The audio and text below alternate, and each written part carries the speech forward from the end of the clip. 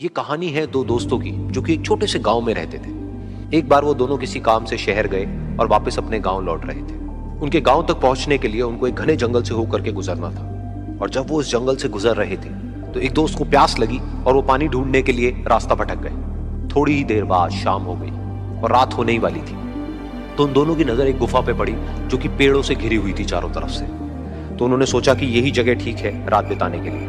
तो दोनों ने कुछ लकड़ियां इकट्ठी करी, उस गुफा के अंदर गए और आग जला करके वहां पे बैठ गए। रात का वक्त था, गुफा के अंदर आग जल रही थी, बाहर बिल्कुल अंधेरा था और कुछ जानवरों की आवाजें आ रही थी। तो उन दोनों में से जो एक दोस्त था वो अंदर ही अंदर डरने लगा क्योंकि उसने भूत प्रेतों की बहुत कहानियां सुनी थी कि रात के वक्त जंगल में कुछ भयानक आत्माएं भटकती है और अगर उनको कोई ऐसा भटका हुआ आदमी मिल जाए तो उसको नहीं छोड़ती।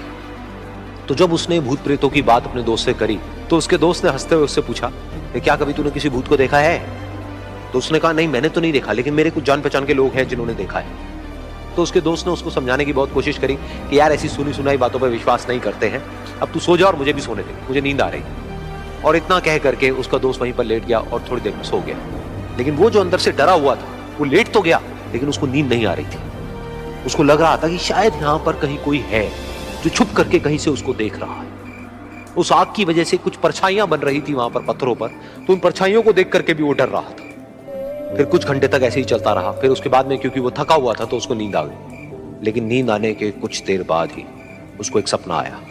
सपने में उसको एक बहुत ही भयानक परछाई उसकी तरफ बढ़ती हुई नजर आई। अब जैसे जैसे वो अंदर से डरता चला जा रहा था वो परछाई उसके और पास आती चली जा रही थी और बड़ी होती चली जा रही थी। और उस परछाई में एक हाथ उसको नजर आया जिसके बड़े बड़े नाखून थे और वो हाथ उसकी तरफ बढ़ता चला गया और उसके गले तक पहुंचने ही वाला था कि तभी वो डर करके एकदम से उठा। फिर उसने अपने दोस्त की तरफ देखा जो कि सो रहा था, उसको पकड़ करके जोर से उठाया।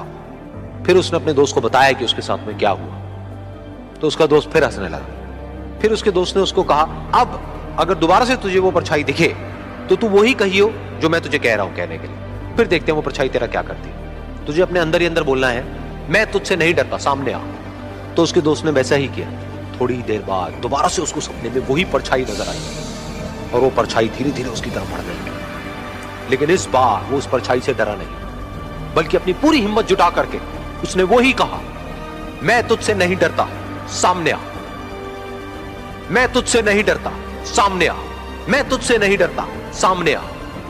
जैसे जैसे वो ये बोलने लगा वो परछाई छोटी होने लगी और उससे दूर होने लगी। वो बोलता रहा, वो परछाई छोटी होती रही और धीरे धीरे वो परछाई दिखनी बंद हो गई। बिल्कुल ऐसा ही हमारी जिंदगी में भी होता है।